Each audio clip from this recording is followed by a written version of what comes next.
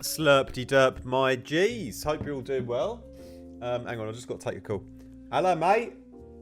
Have you got them t-shirts in yet, mate? Yeah, I could really use one right now, mate. Yeah.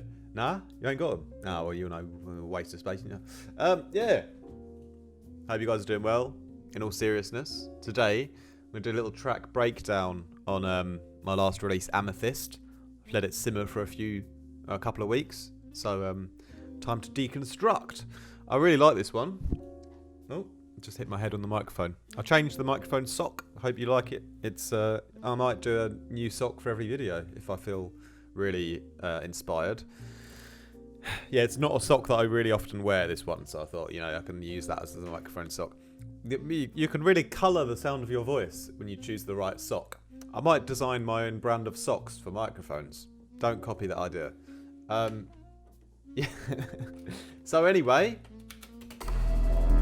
as we get into it then. So I haven't really made it like a plan. I hate planning videos. I hate having a structure. You know, it just really bores me thinking about all that. So we'll just dive in with no sort of plan. But hopefully the aim is that if I talk about it for 20 minutes or so, you might get some inspiration for your own tracks, especially with like, I guess we'll talk a bit more about composition and arrangement and layering, a bit of layering maybe, and like just generally, yeah, concepts for songs. So the concept, if you guys haven't heard it as well, obviously you can check it out on Spotify.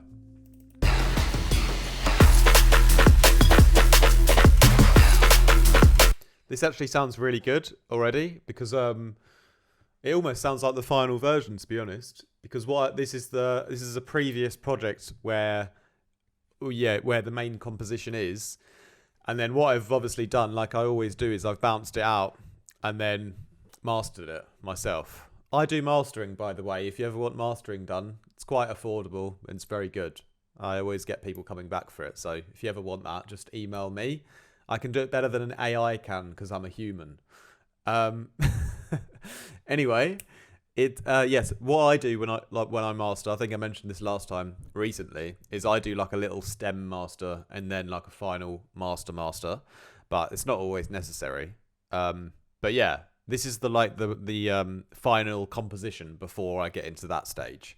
But like I just said, it kind of sounds like almost the same. Like I think I did pretty good. The idea as a producer, especially in my opinion, if you're an electronic music producer, you should have a fully almost mastered track in your just original project mixed down.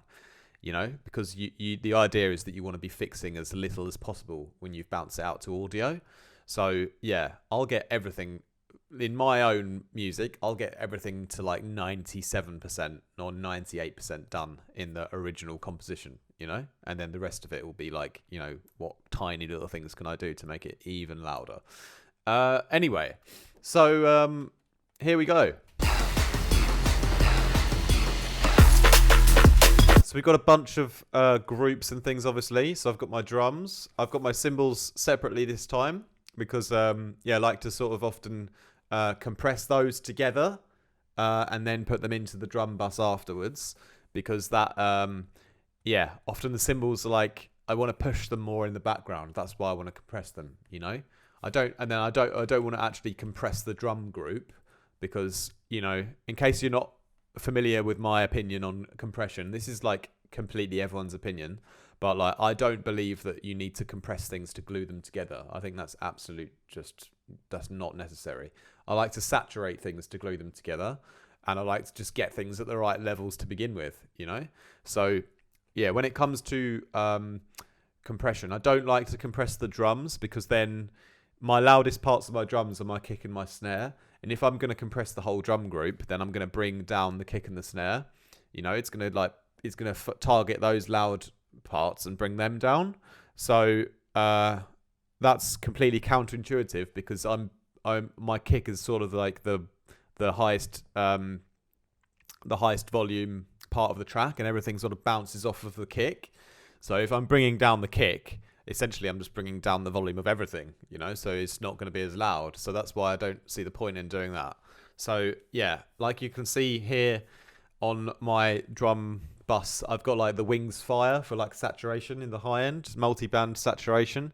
Love that one. Free plugin. I don't work for them. I just think it's like I like free plugins because, you know, a lot of my students come from impoverished families and don't have money to buy isotope.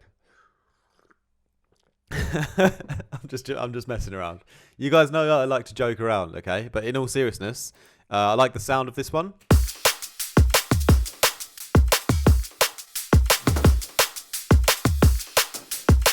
Hear how punchy then loud that kick is, you know? It's so nice. Why would I want to compress it and turn it down? It makes no sense.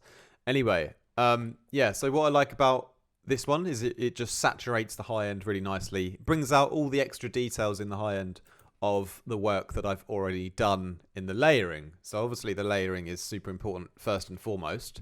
And once you get a nice balanced drum group, the fire I use on the ends to just like add that last bit of sparkle once everything's already sounding clean.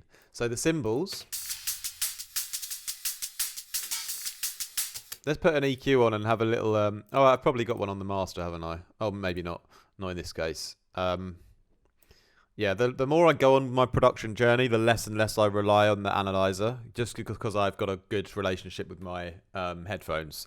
And shout out to Audeze headphones if you guys are watching.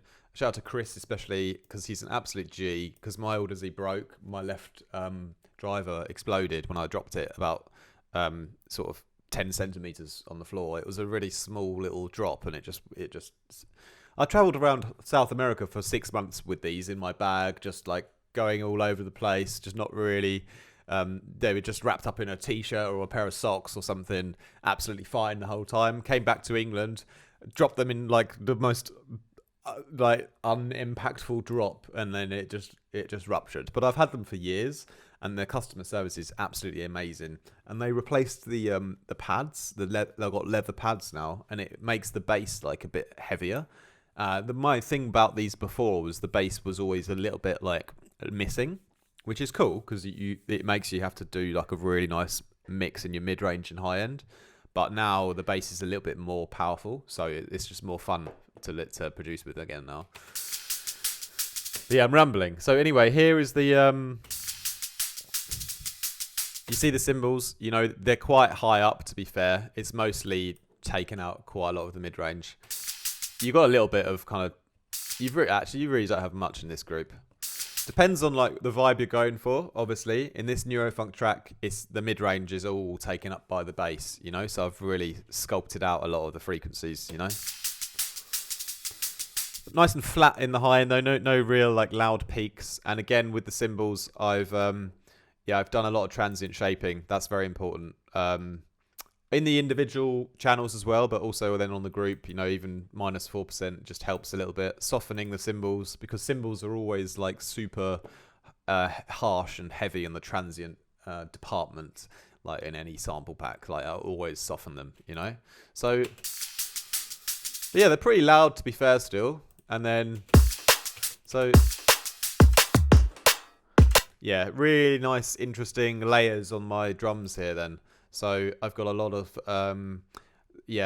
Foley samples layered over the top of my kicks and snares. So it's the main kick. It's quite tight and loud. Little kind of wooden thing. Taking out a bit of the transient, but it's definitely still got a bit of a transient on it. And there's actually two kind of samples. So there's like these two different sort of wood Foley things. So it gives it a bit of variation. The main one is always the same. The powerful sort of 80% kick is always the same shizer. But there's these layers give it a little bit of an extra interest, you know? So here's a snare, which is from a sample pack. Nice and snappy one. But then what makes it cool is all the layers I put on it, you know? So this like iron, like a dwarf hitting an anvil kind of thing. Yeah, another, I don't know what that is, like a drum brush or something. So we got these two layers. And I think I really like the tone of one of those layers. And I think I use it in the build-up. So, yeah. So this kind of iron hitting sound is very much part of the build-up as well, without the main snare on it, you know, if you hear it.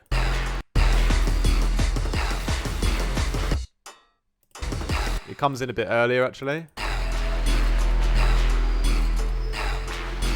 I feel like this is going to be a really long video because I could really talk about the sound design on this one for ages. Because, it's just quite nice. The track was originally like called Crystal, and then Dark Crystal, and then Amethyst. And Amethyst apparently symbolizes like sobriety or something. And I'm actually recording this video on the day of 365 days without any alcohol. So it's kind of come a full circle now, I suppose. But yeah, I released the song a little while ago. But yeah. Okay, so no structure again in this video, but basically, yeah, those layers are really important to give the drums a nice uniqueness, you know? So yeah, get crazy in that's the beautiful thing about making drums. You can always like make them sound your own and different and unique when you start layering them up with, you know, interesting pieces of sound design that aren't necessarily, you know, another drum kick, another hi-hat. You know, you can go mental. You could go record your own sounds, any Foley kind of sound, you know, you layer it over, shape the transient and things, and then you can get just start building your own drums that are more sort of organic and textural, because that's what makes it nice and gives it the ear candy in the high end, you know. So let's move on from the drums then, because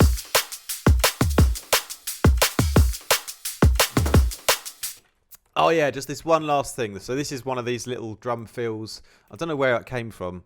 I don't know if it's in like if I created it or if it was from a sample, but I think it's this sound here because I use it quite a lot in the track. Yeah, this kind of like really nice. I believe it might have been a sample, but I use that in the build-up as well. If I go back, because the build-up is really cool. I'm not usually that good at doing build-ups, but I like this. I can't remember now if it was a sample that I just ponced from somewhere. It's over here. Yeah.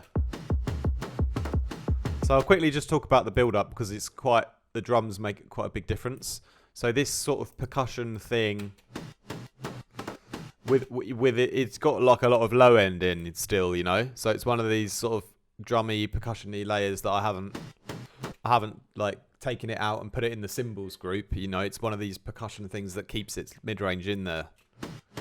So with those ones, you want to make sure you place them compositionally in the right spots in your track, because like they're gonna clash a lot with your basses. So they'll often like chop and change like between, you know, where there's gaps in the mid bass. So that's where I'll use those kind of things. Yeah, so you can see it's got loads of low bass in it still. That sound 150 it's going down to. Okay. My kick build up, you know, it's a new kick file because what I've done is I've taken out the high end on it, yeah, and turned it down. So I really hate it when people put like their main kick drum in the build up. I always teach this on my one-on-one sessions. If you guys ever want a mentorship session, you can book via the link above there.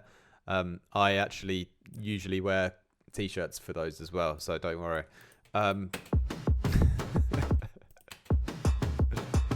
So we've got nice build up going on, and I think there's this kind of a little break as well with a bit of the low end taken out.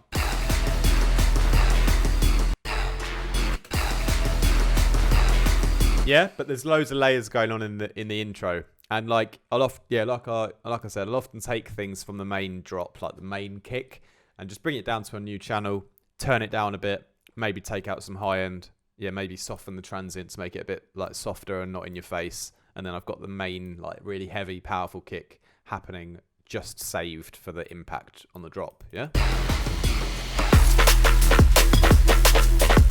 There you go. So that's the drums. We'll move on. There's probably a few other cool things in there. What's over here? Oh yeah, we got to talk about the cowbell, really, haven't we? Because shout out to Mark, who likes the cowbell placement. But anyway, yeah, this track was conceived on a live stream, and I don't know if you guys watched it or remember, but we made this kind of cowbell loop on the live stream.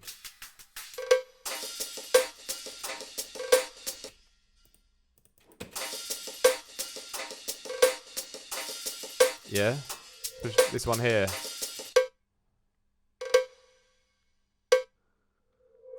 This guy, we did it on a live stream before. Basically, we just got a cowbell. We like reverbed parts of it, delayed parts of it, reversed them, and then like rebounced it together. So you got like the kind of these sweeping in and out sort of reverb textures on the cowbell. And that was like just sort of done for fun. But then I ended up actually using it in the track. And then here at this little end point where the track sort of stops just before the second 16. You know, nice little cowbell feel just for fun. So yeah, that was quite cool. But then and it becomes like a sort of instrument in that second 16 as well. So yeah, that's the other main thing about the drums. And yeah, aside from that, what are all these little things down here? Let's quickly just check. Is it more cowbells or probably? Okay. That's one of the cowbells, and then yeah, these little kind of impact things from that sort of percussion thing that I was talking about earlier. So that's all that's really left there. And in the actual cymbals, if you want to see that, like how many are there? Like 1, 2, 3, 4, 5, 6, I don't know, 8 or something. Different ones. In the main like drop, how many have we really got here? We got quite a metallic kind of hat. I've put some processing on that. I think it's got like a chorus or something. It's going to, or comb filter. It's getting a bit flangey. Here's like I often do like a dry hat and a wet hat. So this is obviously quite a dry one, and then we've got quite a wet one. Just a little bit lower in volume and a little bit softer. We've got like a sort of offbeat hat just in the gap between the kick and the snare, like on a sort of simple to follow beat rhythm kind of thing. And then we got this sort of this nice splashy reversed kind of ride layer thing with a bit of suction on it, you know? It's like a side chain to the kick on the LFO tool. So nice sort of suction rides with a few different hat layers. And then there's a few like changes that will happen, like a couple of new hat layers or like an open hat thing there. Nothing like spectacularly new, just playing around with cymbal samples and sort of just softening them all, most importantly. So yeah, let's move on from the drums anyway, because I did want to keep this video like not super long.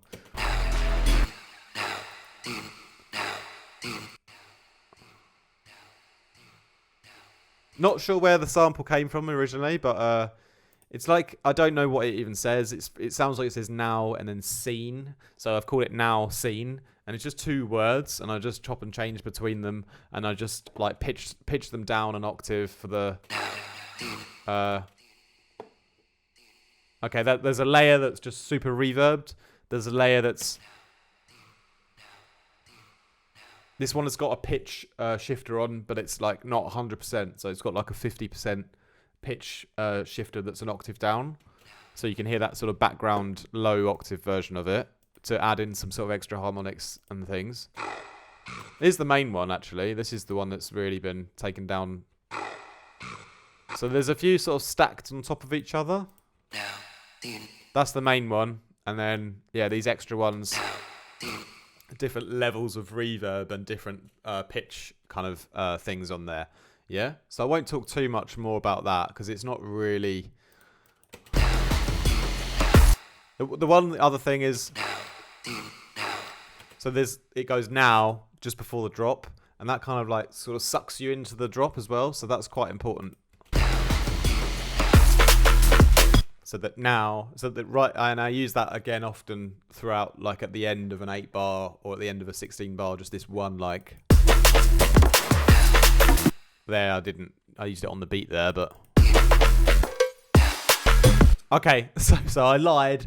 Sometimes I use it then on the beat afterwards rather than just before. Doesn't really matter. It kind of just, it's dictated by the sort of energy and flow of the track. So like sometimes it felt like it wanted to be just before the downbeat. Sometimes it just sounded better on the downbeat. So yeah, you can kind of just decide, yourself. But yeah, the idea actually, a lot of this spawned from, you can see I've written Hocket here. So shout out to my student Paul from LA, Xenopath in my Discord, absolute G, inspiration to me, to be fair. He told me this technique about, I've always sort of done it, but the technique is called Hocketing, where you have the same melody or hook of your bass line, but you just chop and change some of the notes for like a different, it could be like a different instrument in an orchestra. Like say you've got a cello doing this kind of cello pattern, and then like every one note you randomly replace it for a violin, So that's when you're sort of Hocketing between like two instruments.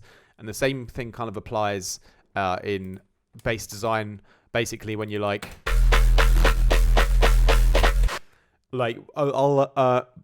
it's already been bounced out, but what I did is I had like a version of the bass, and then I duplicate it, and then I change that version, change the timbre of it, change the tone of it, and then I'll delete one note here and have the other note from underneath, and then I'll sort of switch and swap between them. So there's sort of two versions of the bass, but I'll switch and swap between certain notes, so you get like this interesting different change in the timbre and texture, for certain notes in the bass line.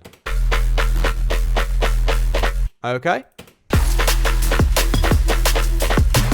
So we can move on from the vocal anyway and talk about the bass. So like I said, on this one, it's, I've kind of done all of the work already in a previous project and then bounced it out. So with the main bass line, I've been really, really lazy. And what I did was I've sort of, I can't quite remember if I had a sub in it as well, but I basically rendered out the whole thing as like, it was probably a few layers, and then I just was like, meh, and like bounced it all out as one file, because that's what I do, because I get really bored and things don't move quickly enough unless I do that. So I probably was going crazy with layers and like making this whole thing, and then just went meh, and then bounced it all out as one file. Yeah, so you can see it's got like loads of different things happening. Like this little part here, this sort of crackly bit, that's just where I run it through like Ruiner with a really high level of like distortion and just messed it up on a new layer, and then deleted the part above, so it's sort of Hocketing in a sense there. And then like I did, took the whole group of layers and then bounced it as one file, just like really without any care in the world. But the main like hook that you hear, the main like tone is from a Phase Plant preset, I believe. I think it might be on the older one, the Neuroflora preset pack. I definitely released the preset. It's either on one of the Patreon ones or the Neuroflora one, I think. But yeah, I released the pack like before I even dropped the tune, because I kind of write the presets first and then I like upload them on my website, and then like I'll end up using them like later sometimes in a track. But like it's one of the older ones, definitely. I don't think it's on the newest Reckoning pack. But yeah, it's interesting because it's a bit more like I think Paul said to me as well, it's a bit more of a jump up kind of vibe. Yeah, so it's got, a bit more of a jump up kind of sound on it in a sense. So it's got like a neuro jump up song in a sense. I didn't go for that at all. I found that sound to be quite nice, the way it sort of popped through the mid-range and the frequency spectrum. And I felt like it needed to just be like dun dun dun dun dun dun dun dun dun dun. I felt like it needed to just be like fast and just one note and just right in your face. I didn't want to get too melodic with it. I think we might go up and down a semitone or something at most, and then this little thing at the end has like a double stab. Dun-dun. And I was actually playing it to my mate Yatuza because I was showing him this track when I was in Bogota in Colombia, and he was like, yeah, you need to change that part to happen on the second section. And I was like, do I? And then I left it in the first section just to be like, haha. No, but I actually like the flow of it. I don't know. For me, the flow of it was like better straight away, because otherwise it was like too boring and straight for me. I needed that like double.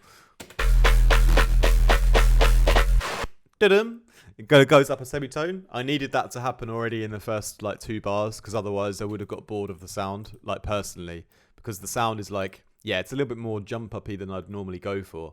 But with all the messing around I've done with the sound design of it, you know, it became like more enjoyable to me. But yeah, it's still you know, I don't know, it's not my 100% favorite bass sound I've ever made. But what I like about this track is all the layering on the drums that I did with the Foley, and then the percussion like kind of things that happen in between the bass sound. That's what I like most about the song, you know?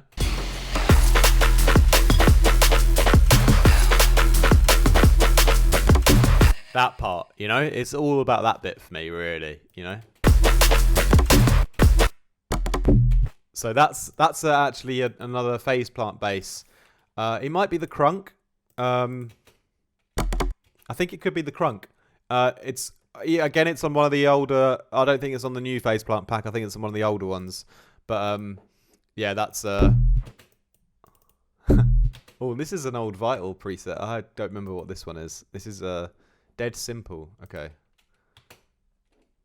So the Crunk and then the Dead Simple. So a bit of a mix and match between phase plant and Vital to create that kind of bass fill. It's a bass fill, you know. So that's the that's the part of the track that I really like the most, is those kind of bass fills in between the main, you know, in between that.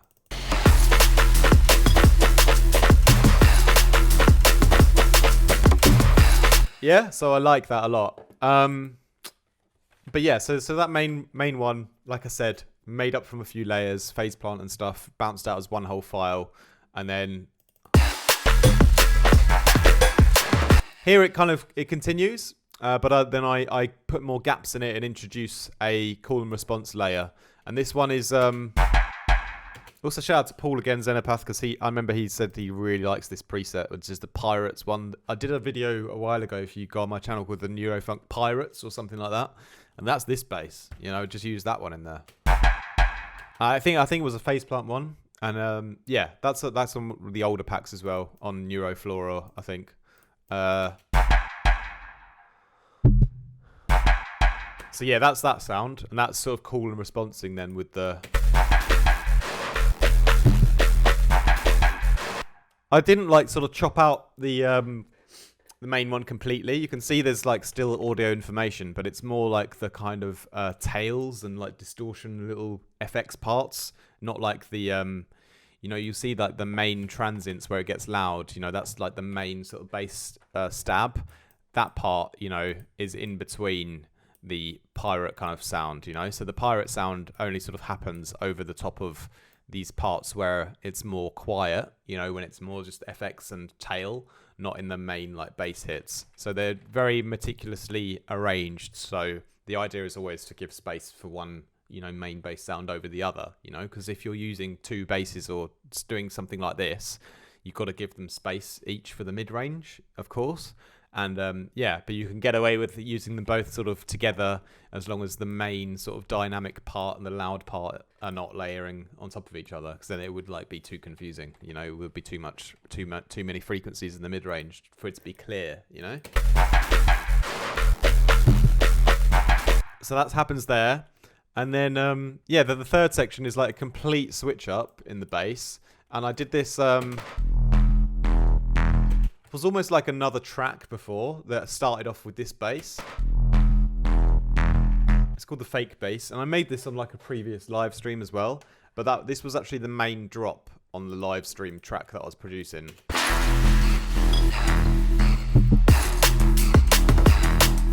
But yeah, I really liked the bass, but like as a main like drop, it wasn't quite doing it for me yet. It didn't quite sound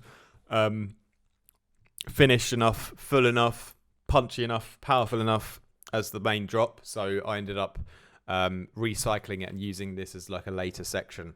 So yeah, you know, I don't always get the drop right the first time. In this case, you know, the track kind of started like this, you know.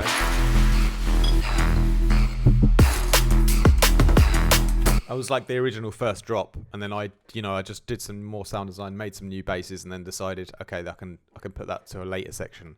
And it's quite different, it's almost like a different track in a way. So that's why I did like a big transition for it,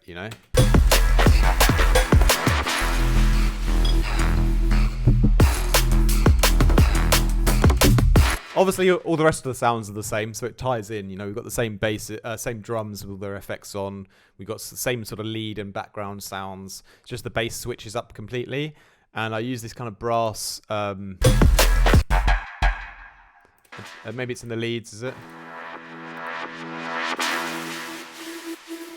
Yeah, this brass hit that came from a really cool synthesizer. I can't remember if it's like a Juno sound or something. Not an analog one. I've got a plugin. I think it might have been one of the Arturia ones. One of the plug-in Arturias. I was messing around with some brass sounds on there, and I think I used that for it. So the brass.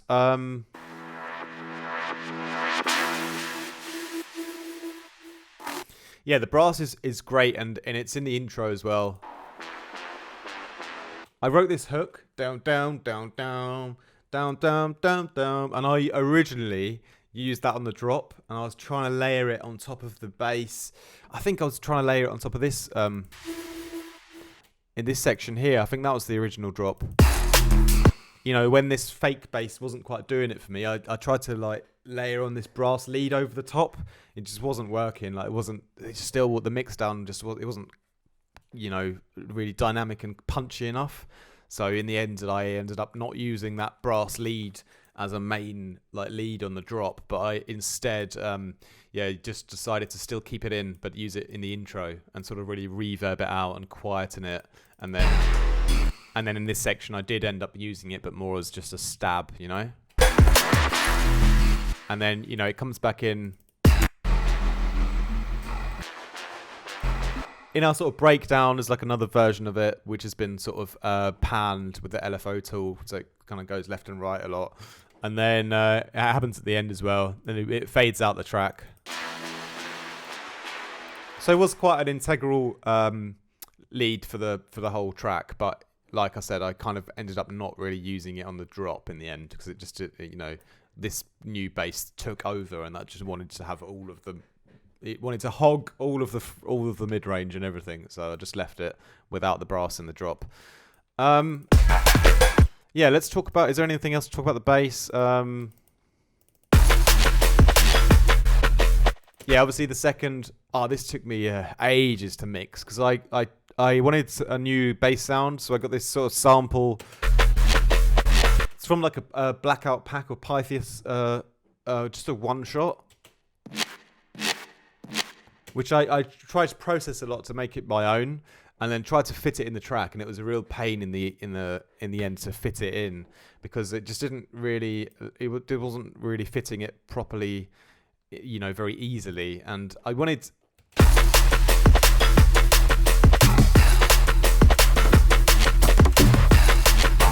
Looking back, I don't know if it's actually better with it in or out, but basically, I wanted the second drop to have a new bass in it. I needed like another new timbre or texture. It was difficult to find one, but I'm happy what I ended up doing in the end, because it got quite funky here in the second drop. I changed up the bass rhythm, so I sort of chopped up the main bass from the first drop and rearranged it a little bit here.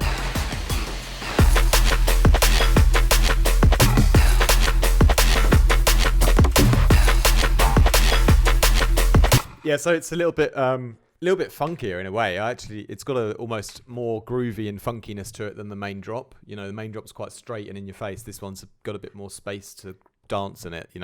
But yeah, had that new kind of it's just a one shot bass sample. Tried to throw that in, and yeah, it was kind of okay. But yeah, the first drop is still better in my opinion. The mix down is better.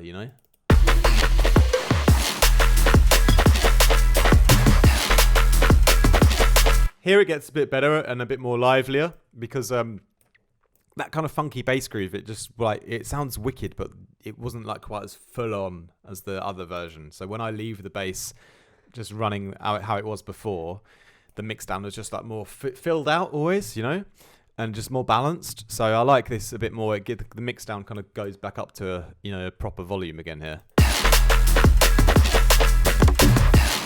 And here I use those stabs again, those kind of blackout stabs, but just on like the downbeat, and they're in like a different position where they fit the kind of vibe better for this section here.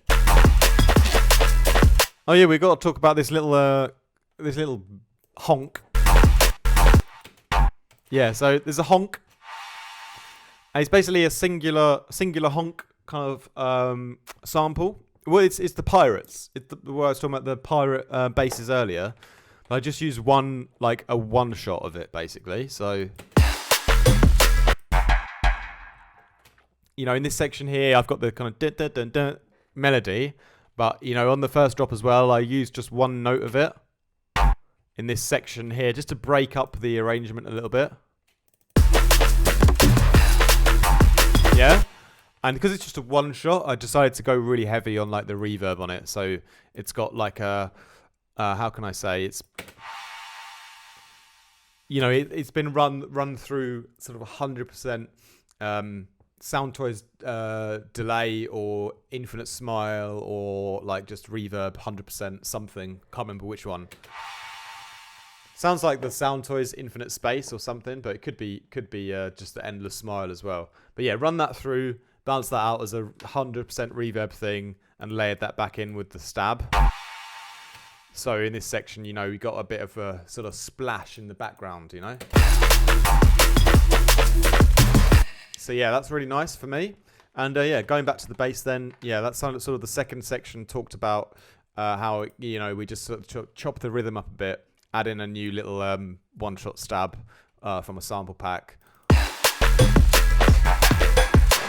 Then here it kind of goes back to a very similar section to what we had in the first drop, but just I started to bring up the brass and fade things out as we get towards the outro.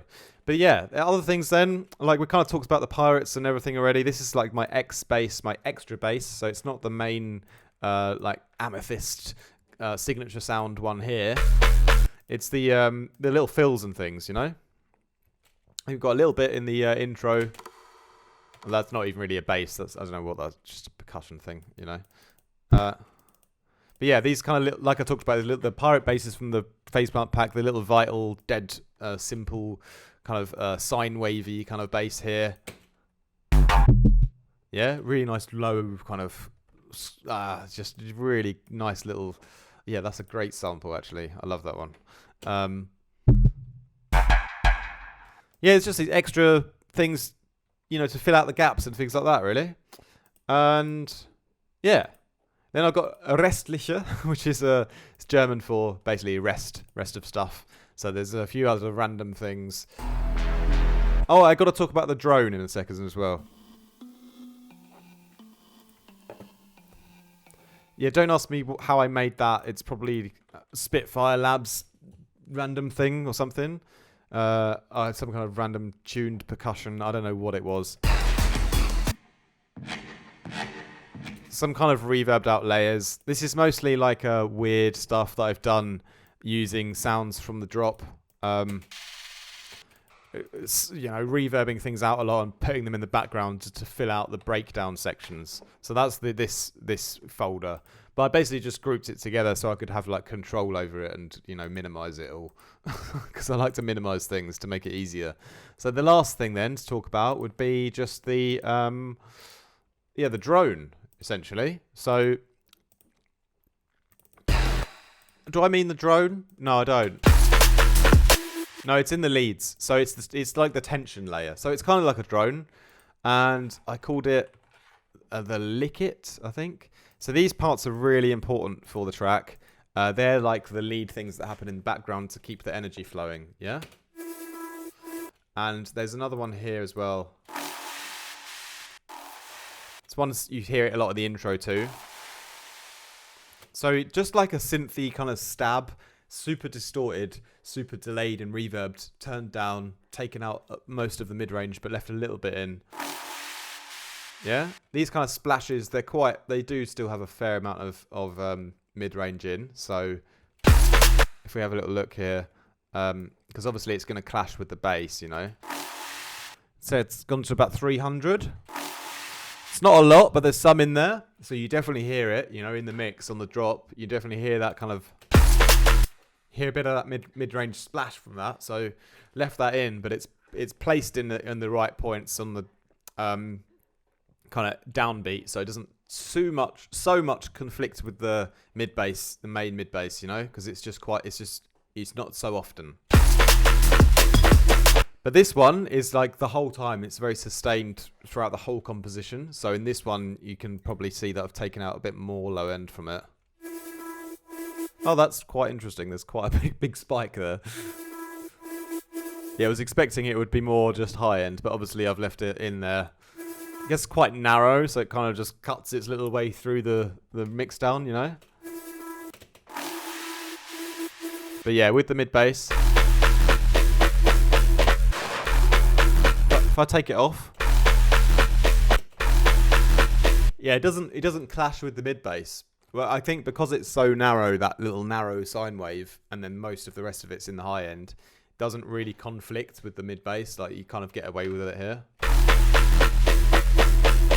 Maybe I'll do that more often for my tension layers. Maybe I'll have like a little kind of high volume sine wave somewhere in the middle, and then the rest just high end. But yeah, anyway, that's basically quite important to have that. I love the way it pitches as well. It's got its own little pitch movement. It goes from one semitone up down again, and it's doing that on its own. It's its own melody. You know, it's not copying the bass. It's doing that separately. So I'm treating this tension layer as a separate instrument with its own notation on it. Even if it's very simple, just as a semitone up and down, it's happening independently from everything else, and that adds tension even further, especially when you're using semitones to create tension. You know.